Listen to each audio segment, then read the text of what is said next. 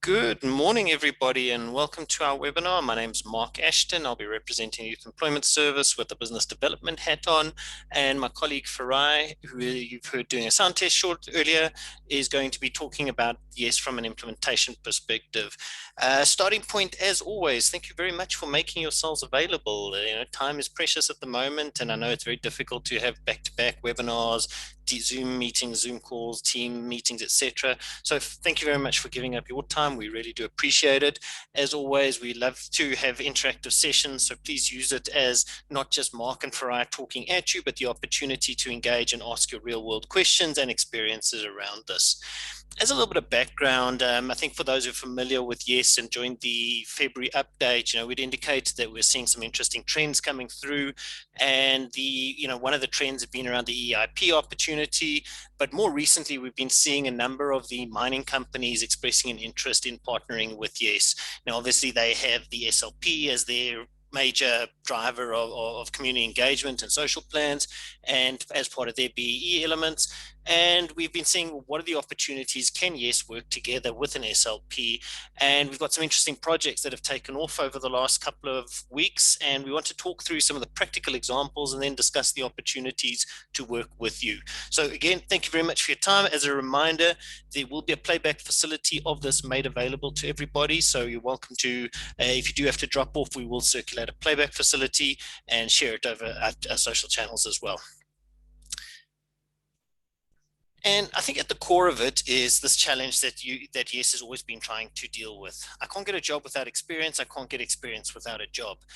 We often look at what we're exposed to in places like Johannesburg, Sandton, Western Cape, etc., where youth unemployment may be high, but it's not persistently high, and there are no challenges in terms of actually getting into the market. In a number of the mining communities where the traditional jobs are drying up and they're very highly skilled jobs, these opportunities become incredibly challenging for youth to be able to break into it. You end up in a situation where youth unemployment becomes persistently high simply because there isn't an opportunity for these youth to actually get into it.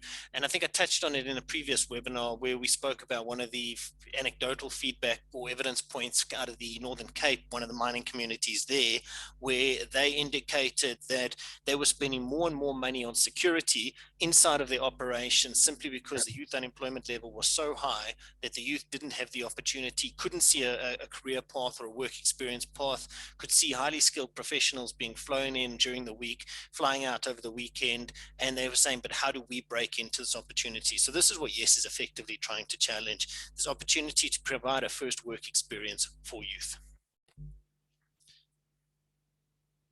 This is just a quick rundown of the agenda. So you've heard my welcome. I'm going to talk a little bit about YES's impact to date. Farai is going to walk you through the implementation partner model, and we're going to talk about some opportunities that we've seen with some of our partners. We're going to take you through some of the case studies that we've got and the different elements that YES is involved in. And then we're going to talk about community involvement and development, which is, I think, going to be one of the really interesting elements of this particular presentation to look at. And then the YES costings and the YES hubs as part of the broader discussion. And then, of course, questions and answers. So if we look at just the short-term problems that are faced by a number of these mining communities, unstable communities resulting from poor living conditions, poor educational outcomes, the hope of earning a salary simply isn't there. And I think it becomes so self-defeating and so difficult for many of these youth to simply break into the workforce that they become disenfranchised and disenchanted. So the challenge is there, and we're going to propose some solutions for creating real world work opportunities. Obviously, there's a longer term structural issue at play here. Mechanization and automation through the fourth industrial revolution means that these youth are getting left further and further behind when they try and access the work market.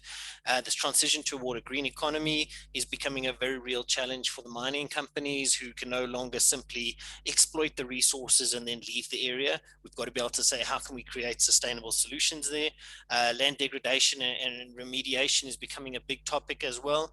And, dependency on many, if you look at many of these towns that are dependent on the mining activities, I was up at Cullinan a couple of weeks back, and you realize that if the mining activities are not happening, it becomes a huge challenge for the towns and the communities around them to be able to be sustainable. the idea in terms of the mining charter and the way that the mining companies are going is they're trying to create one mining job to turn into 5 new jobs outside the mine, developing local manufacturing capacity. So I think one of the things we learned out of COVID last year was the fact that we don't have a particularly strong local manufacturing capacity and capability. So the idea is to try and build these skills inside of the communities around them. Driving obviously local content, diversify the types of businesses in the area. Again, I use the Cullinan example. They were very dependent on mining, have tried to pivot toward tourism, but the opportunities, it's a very limited opportunity, particularly when you start looking at the impact of things like COVID on the community. And obviously these are technically sophisticated businesses and they want a workforce of the future that they can work with. We just talk about this concept of a thriving community, one that's got income, decent housing, educated inhabitants, nutrition and neural development, sense of common good, sense of neighborliness, social consciousness, ownership and empowerment, ownership and empowerment education that decisions impact a community. And I think that's going to be one of the really important things that we're going to talk about later. And then valuing of the human capital and security. I mean, we just touched on the issues in the Northern Cape in terms of these challenges that these mines are facing. So yes, at a nutshell, and many of you will be familiar with it. I see some familiar faces on the call already, but for those of you that have implemented YES programs, you will know that YES provides a 12-month quality work experience to unemployed youth. The intent is to reignite South Africa's economy and give youth their first work experience. Experience on a CV and reference letter triples the likelihood of a callback within 3 months of the job search. And for women, a reference letter doubles the chances of employment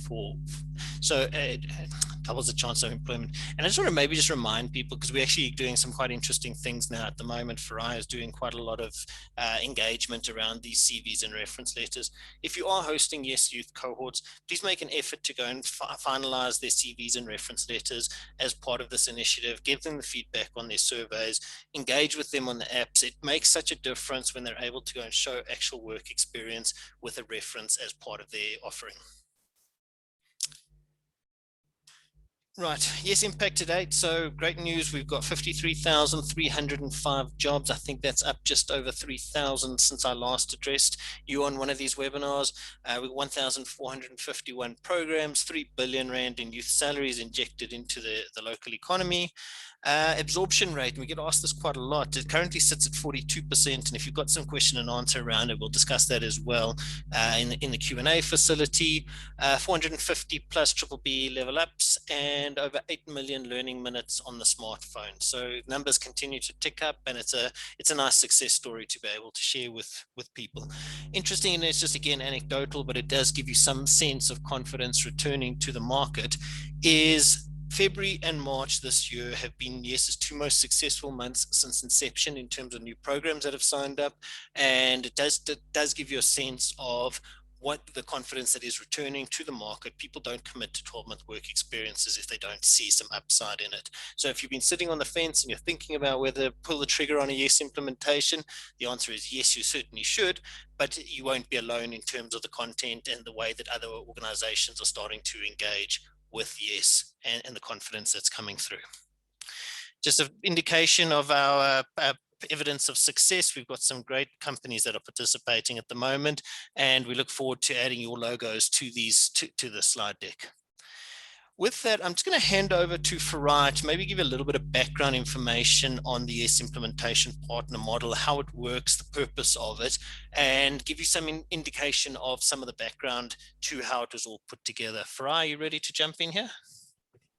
Super. Thanks, Mark, and thanks so much for the introduction. A very good morning to everyone. My name is Farai, and I work at YES with Mark as a partner management lead. I'm really excited to talk to you about the YES implementation partner model. For me, this is where the YES program has the most impact, because it's got impact in the ground, in the communities that the youth are from. So how the implementation partner model works is that your corporates who are unable to house their youth internally have an opportunity to house their youth with our vetted YES implementation partners. These partners have been vetted thoroughly by YES, both in terms of their financials and also the provision of quality work experience for youth. These are partners who operate across the country and also in different sectors. We have got over 35 implementation partners ranging from sectors like education, agriculture, healthcare, ECD, conservation, and manufacturing. What is fantastic about these partners is that it is indeed a turnkey solution for corporates, because our partners are responsible for recruiting youth, for vetting youth, for obtaining the documentation of the youth, for the verification processes. They're also responsible for providing youth with quality work experience. And this means tracking the work experience of the youth, ensuring that youth have got adequate supervision to grow, to fulfill their tasks, to engage on their Yes Youth modules and apps, and ultimately to ensure that after the 1 year work experience opportunity, youth are in a great role and position to be able to grow further in their careers. Our implementation partners are also responsible for facilitating BEE on behalf of the corporate. So whatever the absorption rate of that corporate is, our partners are responsible for facilitating this. What we are definitely finding and seeing from corporates who are working with our various partners on the ground is that our partners are able to align with the objectives of the corporate. And this is especially important for mining organizations, whereby within the community level, there has to be an investment in education, in agriculture, in health, and many of our partners are able to do this. So it's about how the corporate can select partners who closely align with the company's transformational goals. And ultimately, we'd be really excited as we go through the presentation to take you through an example of one of our corporates who is working with a number of implementation partners within the community. Now, in terms of how working with the implementation partners can assist you with your SLP, Mark, if you can just go on to the next slide, we'll show you this. So the first is that we can definitely assist with the local economic plan. YES has the capability of placing youth in our vetted implementation partners who can assist in building and creating your products and services. So this means that not only will you obtain your BEE level up, but you are also ensuring that you're working with the communities and actually creating jobs. And what this results in is the eradication of poverty and also some projects which are able to empower the communities.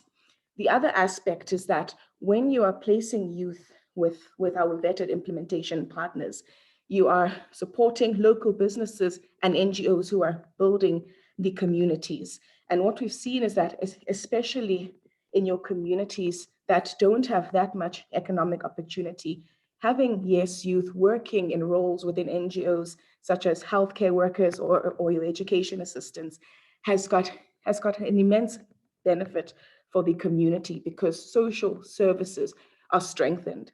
And we are finding that the communities are able to thrive when you've got more youth working as healthcare workers and who are able to support the community members. Now, a core feature of Yes Youth is that youth receive a smartphone with their zero-rated apps. And this ensures that your youth are not only having work experience on the ground, but are able to grow and learn throughout the program. We've got 25 work readiness modules and 12 entrepreneurship modules. And our trends at YES are showing us that a lot more youth are choosing to, after the YES program, create and run their own businesses. And what we know about our country and the unemployment crisis we face is that the jobs will come from Black-owned SMEs, and we are seeing young people who are entering this space. Thanks, Mark. Over to you. Thanks, Farah. Before we dip into the slide about the mining charter and the SLPs, etc., I just want to maybe answer one of the questions that regularly comes up on these webinars and in respect of the implementation partner model that YES has created. Often the concern for many multinational organizations is that they have headcount freezes or headcount limitations, and by deciding to participate in a YES program, suddenly they need to expand their headcount.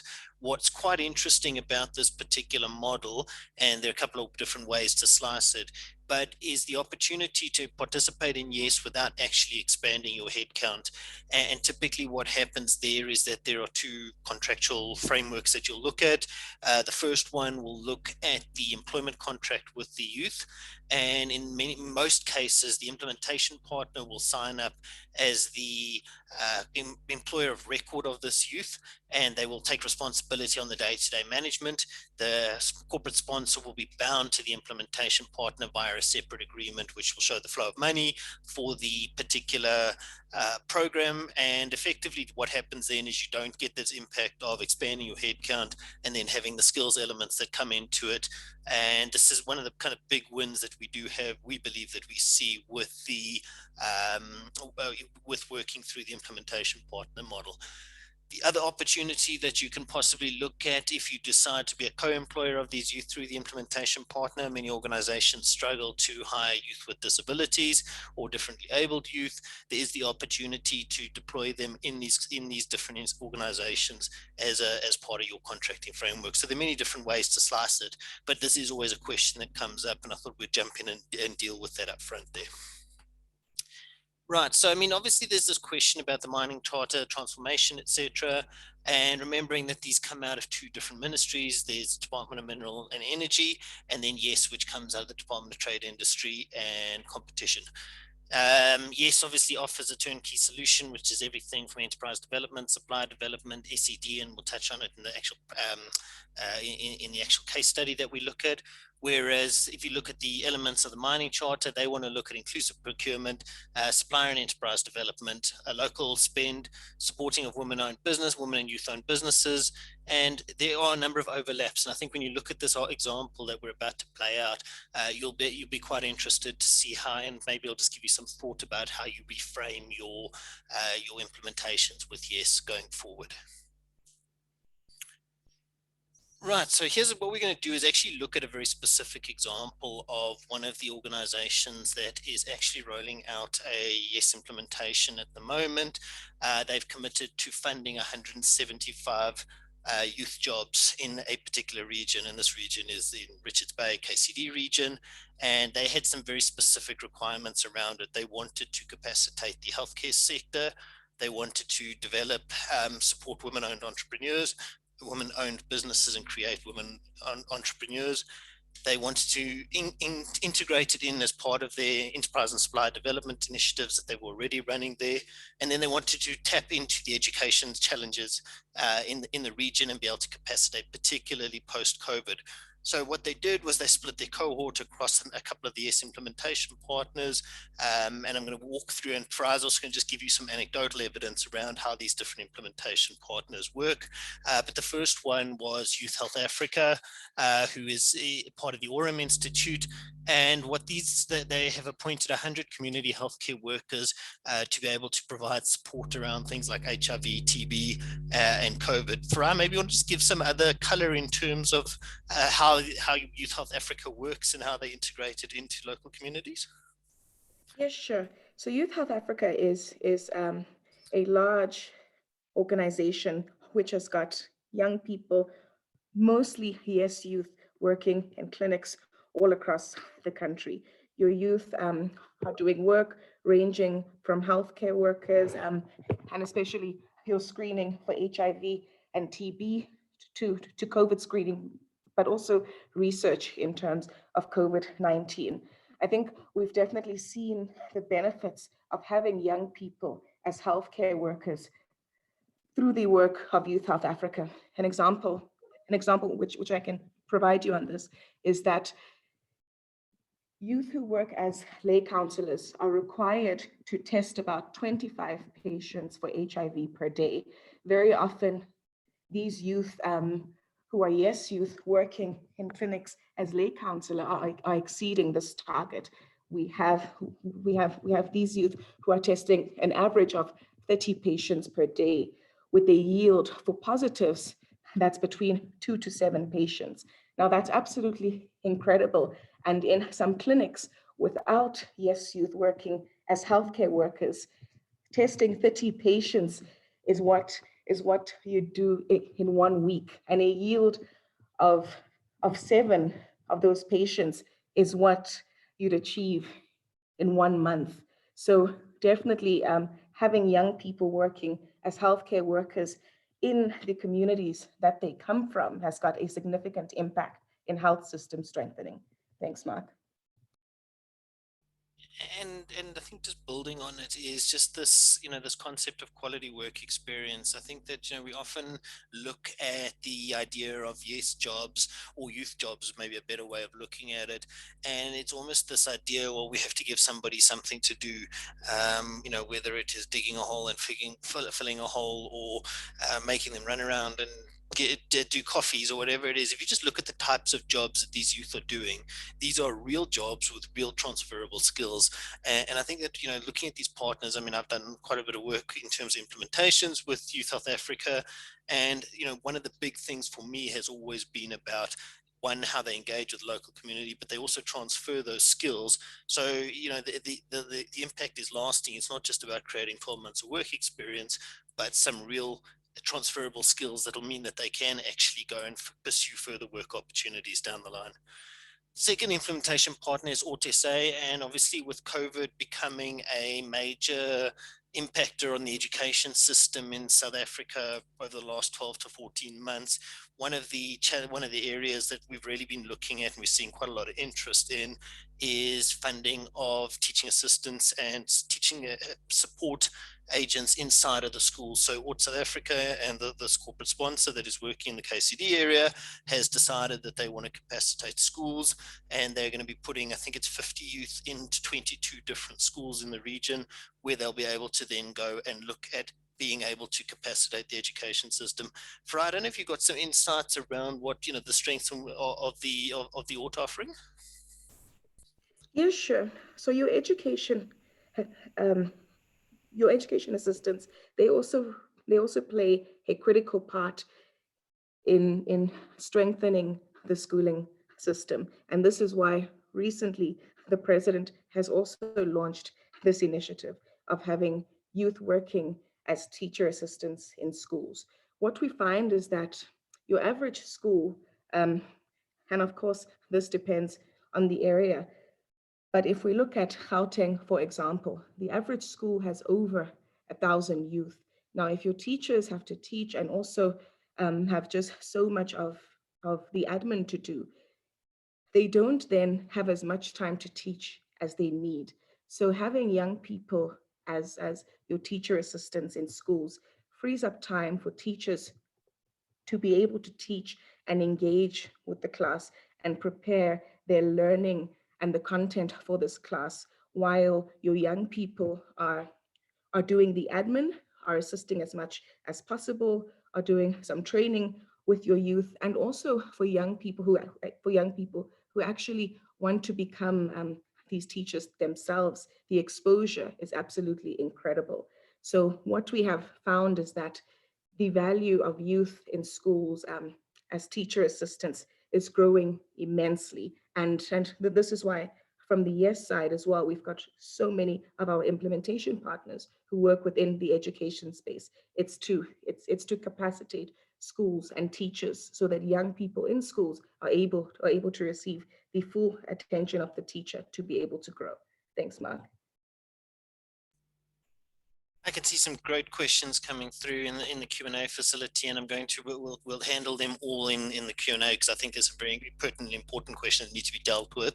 I sort of finish on this case study just to give you a sense of some of the other elements that will be considered. So the third implementation partner is Blossom Care Solutions. So for those who are not familiar with Blossom, or you haven't been to one of the YES hubs, effectively what Blossom is a micro franchise model where youth will go into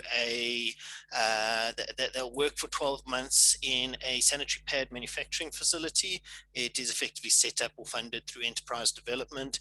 They will allow organizations to claim the enterprise development recognition for setting up this SME. They will allow them to be able to get their YES recognition.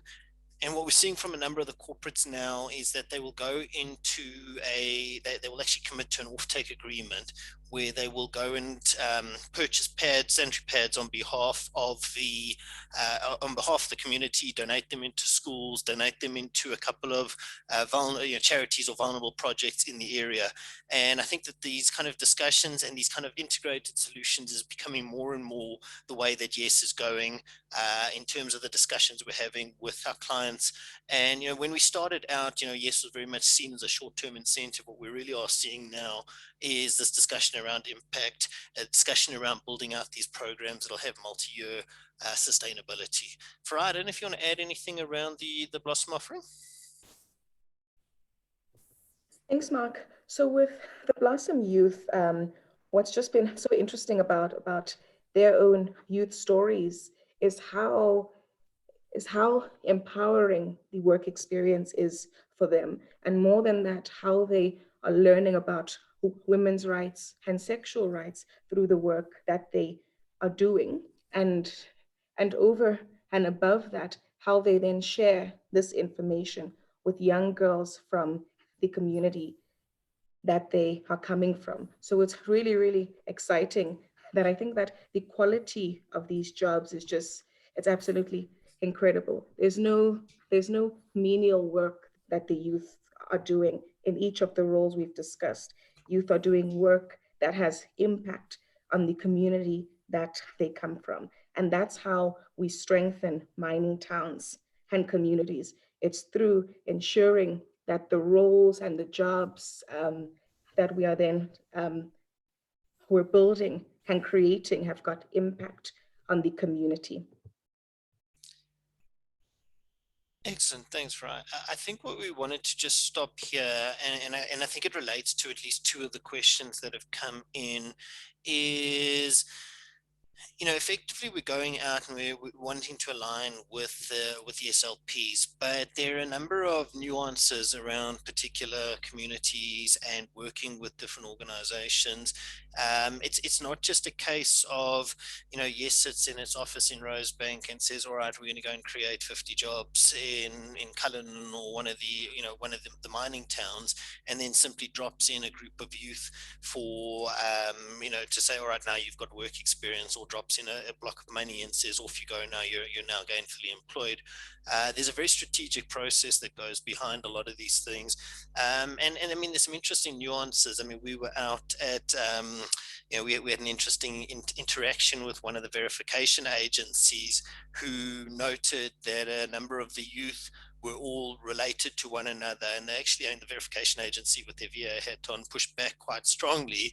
And on further investigation, what we had found was that the way that the youth get appointed in a particular community, it's not the same as if you are, it's not, you go through the chief in the local area and the community tribal leaders, and they will decide who will get employed in particular roles.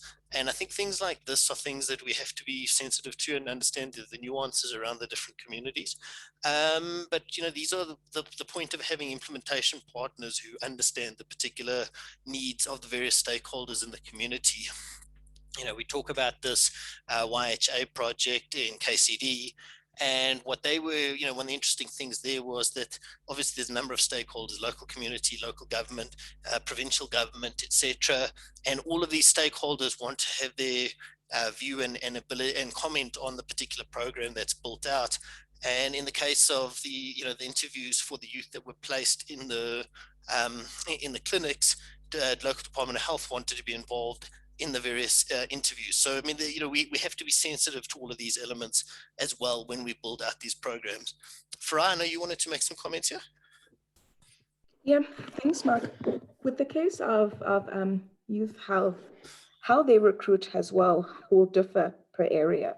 So, for example, how you recruit in Gauteng could be through an online form where young people have access, they have their phones, and they're able to sign up for the opportunity, and then you can allocate youth for that role. However, this is so different, for example, in Ratlo in the Northwest. How you recruit there, you have to have some boxes where youth can drop off their CVs, when you then screen the CVs, you have to involve the community leader, you have to involve the clinic leader, you have to involve the municipality. So one thing the IPs understand is that the involvement of the community in rolling out these projects is key, especially in mining towns. There has to be an understanding of the stakeholders, of who to approach, how to approach,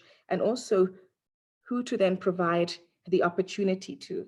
One of the lessons I learned in my former role, which was more at the community level, was that you have to ensure that if you are providing an opportunity to people within a particular area, they have to come from that area. And in that way, the community will feel empowered and involved. So the IPs we have, as we mentioned earlier, they've been vetted thoroughly. They've got extensive experience and involvement with YES. They understand how to roll out a project, and also they understand how to work with your organizations and leaders from your communities to ensure that the project rollout is smooth. So the sensitivity that's required to roll out a program, and also how to make it sustainable, is something that our implementation partners can definitely do. And I think maybe building on that as well has been this question about the planning that actually goes into these projects. As I mentioned, yes, when it initially kicked off, was very much perceived as a short-term incentive that organizations could secure their level up on their BEE scorecard. But what we're seeing is organizations are having far more planning that's going into their programs. It's not just looking at a simple level up.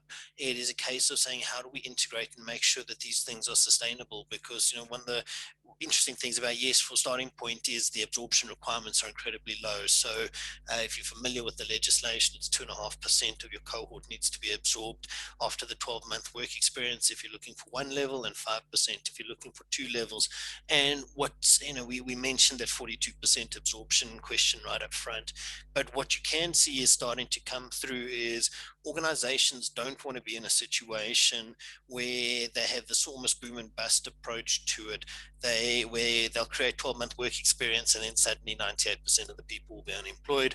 The intent is to keep these things going along and making sure that these programs are sustainable. So I'm going to field some of the questions that are in the Q&A shortly.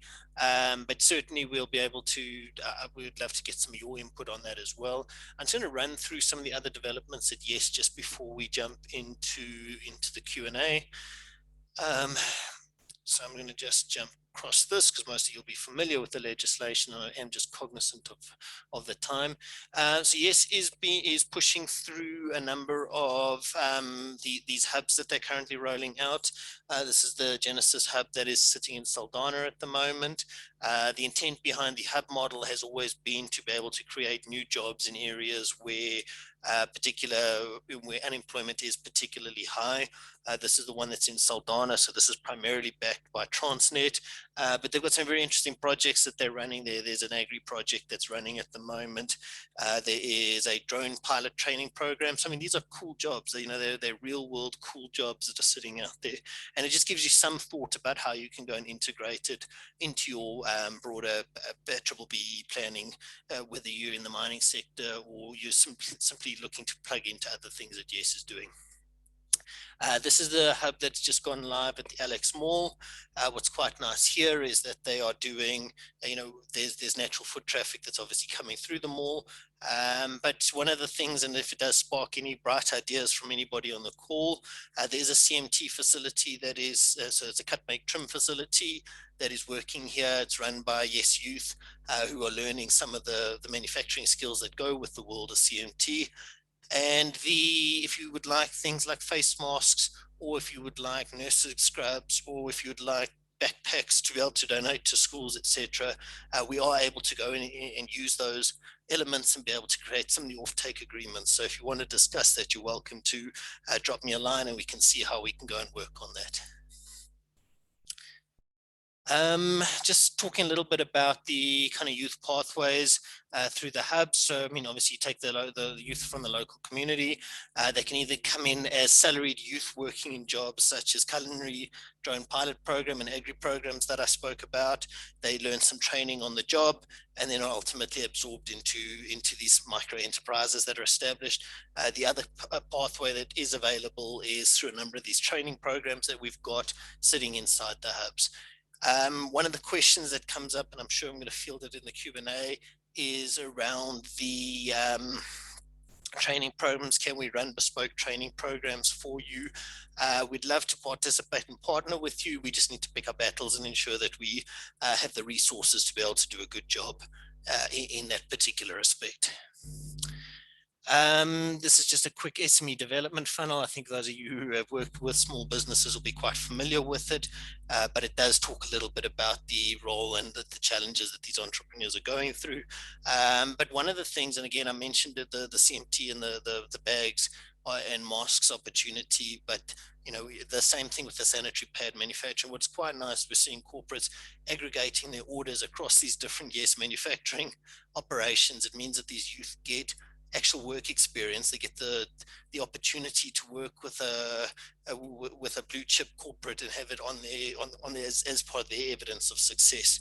So please, if you do see the opportunity to support our youth through these programs, please drop us a line. We'd love to be able to see how we can give them this critical work experience and actual business to keep their businesses sustainable. This is just a look at the Yes Hub program. If you look at it as Lego bricks, and what's quite nice is the intent behind this has always been to create hubs that are sustainable. And I think that anybody who's worked in the ED or SD space knows that often these programs kick off with a spark, and then suddenly they run through and end up in a situation where 12 months down the line they're simply survival. The idea here is to de-risk the projects by putting in multiple funders and creating an ecosystem that ultimately is sustainable. Just some imagery of the youth doing actual work. I think one of the things that's always important to me was this question around, is this theory or is this actually happening? So these are some real world images of youth doing actual work inside of the various Yes hubs. And I think it just gives you a sense of scale and the quality of work experience that's being generated here. High-tech production, so this is agri. These are the youth working kitchens in Saldanha. These are the Drone Academy youth. What's quite nice here is that the corporate funder there, so it's Transnet, has guaranteed the absorption in next year. Alternatively, they'll be able to set up their own small businesses to be able to go and work inside of and become a service provider to Transnet. There's textile manufacturing solutions we discussed, and there you can see Life Healthcare actually committed to an offtake agreement for baby bags. If these images give you an idea of something you'd like to do for your clients, then definitely give us a shout. Let's just further. And then digital skills. I mean, I think that we're working on a very exciting project at the moment where 420 youth are part of they've been funded by one of the multinational technology businesses, and these youth are doing everything from hackathons to building apps to capacitating schools. And what's nice there is, again, it's not kind of focused on Sandton or the Cape Town areas, which are typically the primary recipients of a lot of the funding, etc. These are jobs that are being created inside of places that require where the jobs have a very significant impact. So reasons to work with Yes: highest impact social initiatives in the world, proven track record of delivery, workforce of the future, created entrepreneurs who ultimately contribute to the tax base, lasting infrastructure, and integrated B-BBEE scorecard spend. I'm going to jump into Q&A at the moment and give you a chance to submit your questions, or put them into the chat facility, whichever one you feel more comfortable with. Those are my contact details. As said, I don't want this to be a session where it's Farai and myself talking at you. We want to be able to use this as a starting point to be able to have these discussions as we're going forward. So what I'm going to do is just run through a couple of the questions that I have seen come through, and I'll just deal with a couple of them as they are. Will the presentation recording be made available? Certainly. Minimum number of yes jobs to be an IP. Farai, do you want to just maybe talk people through kind of your process of selecting an IP quickly, and then we'll move on to the more specific questions? Yeah, sure. So we've got 35 of the IPs who are across some industries. How we recruit these IPs is that we'll put out a call on YES's website and social media. This call is usually specific to the industry which we are recruiting for at the time. The IPs have to be able to administer the payroll on behalf of the corporate. They also have to be able to take on a capacity of a minimum of 100 youth. This is to ensure that we're able to scale, and usually the allocations per IPs are a lot of youth. So it is important that we do have IPs on board who are able to scale as much as possible. We also then look at the geography of the IP to see where exactly they are located, and also who are some of the host organizations who the IPs work with. Because what we often find is that, yes, you have an IP, for example, Youth Health Africa would be one of our healthcare implementation partners. However, they place youth at the clinics. So the clinics would be the host organizations, and it's important for YES as well to be able to vet these host organizations. If you'd like any more information on the IPs, the process thereof, I'd be happy to take anyone through it. And just fielding the question that's come in, and it gets asked quite a lot, is, what does 100 youth typically cost? The answer is 5.5 million rand is your minimum investment for a 100 youth project. So that just gives you some context in terms of youth salaries, the monitoring evaluation fee, etc. that's come through. There's a question here, and I'm going to work through it because I think it's quite, so the question is, DMRE is very specific around the SLPs, and the mines have to show a portfolio of evidence of projects delivered against planning. And maybe Farai can also talk to this in a moment, but one of the big mining houses that we're working with at the moment, and I think what I really want to get across on this particular call is, yes, youth jobs and job creation is one thing, and we all want to create jobs, but we need to understand the set of rules that organizations work to, whether it's the BEE legislation, whether it's a mining charter, etc. And there are a lot of youth initiatives out there, youth empowerment or youth upskilling initiatives that are out there. There are a lot of ED and SED initiatives, SD initiatives out there. YES's core is founded in a piece of legislation. YES is a not-for-profit company established to administer the BBBEE incentive out of the DTIC. It's a piece of legislation. It's not just a nice to do from a YES perspective. And so everything we do revolves around understanding this particular legislation and the role that it plays. Stakeholders, if you look at it, includes the DTIC on the board. We've got representatives from the banking sector. We've got representatives from government, labor, private sector, etc. We have to comply with the different planning and align our reporting with a number of these different stakeholders. So whether it's the DTIC, whether it is grant funding that comes from Google, whether it is specific SLPs, and this is again to what Farai's point will always be, is we pick partners who actually understand the space. It's not just a theoretical rollout of a program. It is an understanding of what that legislation is, what the plan says, and how can we actually show that portfolio of evidence. And YES has very much got this legislation that it owns and administers, but that legislation comes with a set of rules and responsibilities, and that includes the ability to report back to stakeholders, whether it is the presidency, whether it's the DTIC, whether it's Land Bank, Development Bank, etc. So we have to be able to understand these things. Farai, you want to maybe just also talk about your experience over the last 6 months working with one of the corporates in terms of aligning this specifically with the SLP? Sure. So we definitely had to do lots of planning with the corporate. I think that we've had about 8 sessions which were about 2 hours long, where we had to understand what the landscape is of the area which we would roll out the program in, and also to understand who are the key partners there, what the SLP and the focus areas of the corporate are, and how do we ensure that we do indeed have partners who can align as much as possible. So we even, I mean, the detail was very, very minute in terms of understanding not only which industries should be or which of the industries our implementation partners should come from, but also what sort of skills should the youth already have, which of the areas we should target in particular, and what should the capacity be.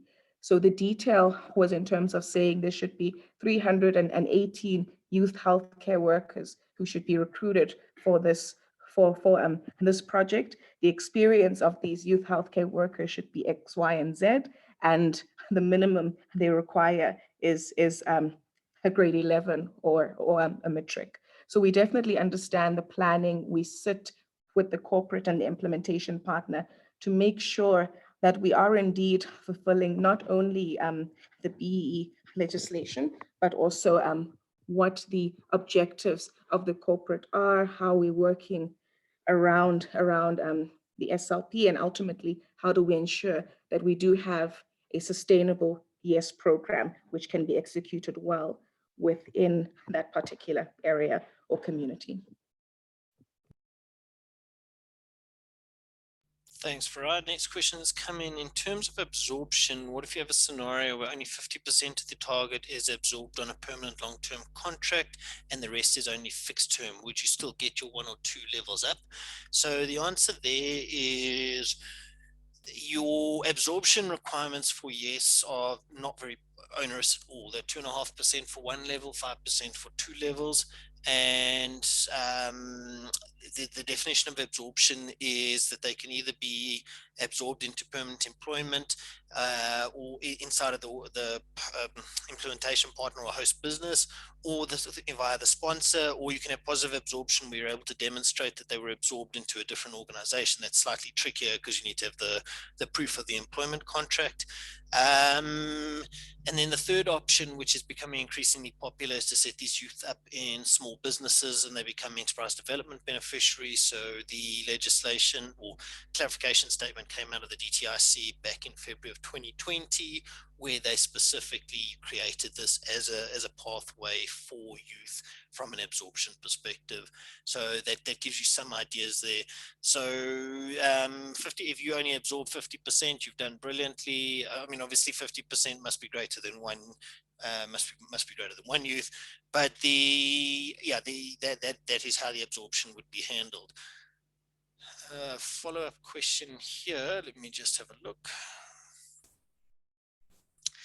Who project manages the 100 YES participants? So this would be project managed by, so remember, YES doesn't actively manage the youth. The implementation partner is responsible for project management of the youth in terms of the project that they're involved in.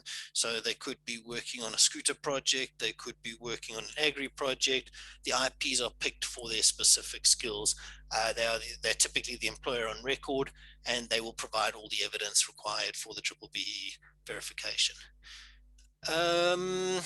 I'd like to know which NQF related courses can your YES programs include?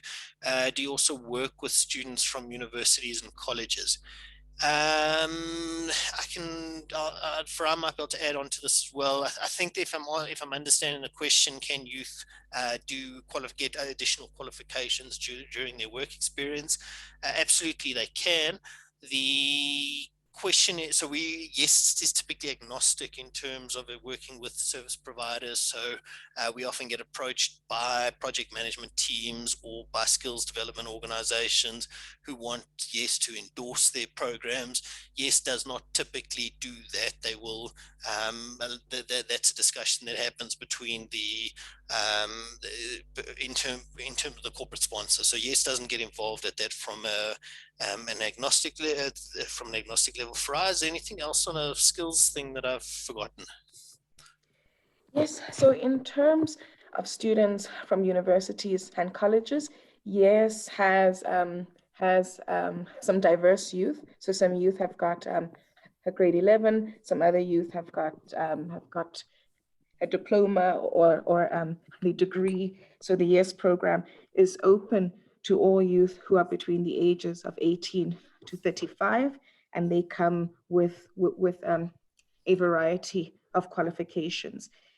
In terms of the courses, with the YES work readiness modules, YES recently attained our QCTO accreditation. And what that means is that with the 25 work readiness modules, youth who complete at least 80% of their modules will be able to get their NQF level 2.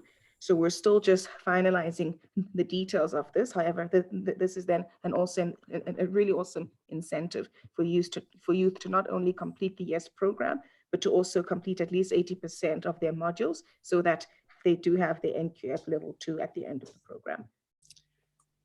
Fun question. I'm going to throw it to you first, Farah, to see, and then we can decide whether who's got more to add to it. How do you introduce the YES program in a mining industry or community that's already had an approved SLP that does not include the YES program? Any thoughts around that in terms of what you've been working with recently? I think that how we can introduce YES would be about, so perhaps let me give the example of the work we've been doing with one of the mining organizations. So ultimately, these organizations already have their integrated approaches to sustainability. And what YES does is that it adds to that integrated approach, because it adds that layer of not only creating opportunities for employment for unemployed youth within that area, however, and also strengthening that mining town. So what that can mean is in terms of strengthening the healthcare system in that town through having young people who are working as healthcare workers, strengthening the education system through having young people who are working as teacher assistants, and even with the example of Blossom, strengthening manufacturing in the town to create these opportunities for young girls to have access to sanitary pads. So I think that there's definitely, I think the YES program can integrate into the already approved SLP, and we've been able to do that already with 2 organizations. So we can definitely then expand that to even more. Yeah, so I think, and this is what I was just going to touch on to what Clint is adding into here is, there's the planning phase and then registering the YES program as part of the actual deliverables. And I think that this is why this is not a snap solution where you simply say, okay, well, now I'm going and creating where now I'm just creating YES jobs, and by the way, YES is part of it now. There is a registration process and a rollout process that we need from a compliance perspective to say that this is part of that particular initiative. Look, I mean, if part of your intent of the SLP is to capacitate healthcare workers, the opportunity to put YHA youth into there are the opportunities to go into specific regions, but it isn't a snap solution that you do at the end of your kind of BE measurement period and say, okay, well, now YES is part of an SLP. There is a registration process, and we do need to vet each project and make sure that we get the approvals for it as part of it. And that's why I say, I mean, a lot of this, there's a lot of planning that goes into these things in advance with the various stakeholders, so that we don't just, we make sure that the spend is actually recognized in a particular in the correct period and against the correct piece of legislation. So I think that's just one of the important things to look at. So More than happy to field some other questions. I am cognizant of time. We've got about 2 minutes left for this particular presentation. If any of you would like to take this discussion offline, my email address is there. It's nice and easy. It's mark, M-A-R-C, at yesforyouth.co.za. I said this is really just a starting point, and there have been some great questions that have come through. Farai, last 60 seconds, any particular closing comments that you'd like to make from your side? Thanks, Mark. I think that, again, thanks so much to everyone who has joined the webinar. If there's any more information you'd like about the implementation partners, how they work, how they operate, as well as who exactly they are, I'd be happy to share all of that information with you as well. Excellent. I see there was just a last minute question that came in, and I'll be able to answer this because I know a number of people asked this question. Please, can I clarify, if the student does not complete the YES program on their mobiles, does this affect the B-BBEE? No, the answer is it does not. But remember, my comment that I made up front was the purpose of those modules, and this is something that Farai is driving very hard at the moment, is the CV and reference letter, which leads to the employability. So while the modules are not part of the B-BBEE recognition, it does add enormous value to the youth that are participating in that program. Ladies and gentlemen, we are out of time. We've hit our 11:30 stop, which is fantastic. We were very much on time, and I appreciate your time today. And we look forward to circulating this link and having a follow-up discussion with those that have raised some really exciting questions in the chat facility. Thank you very much for your time, and we look forward to chatting again. Thanks, Farai.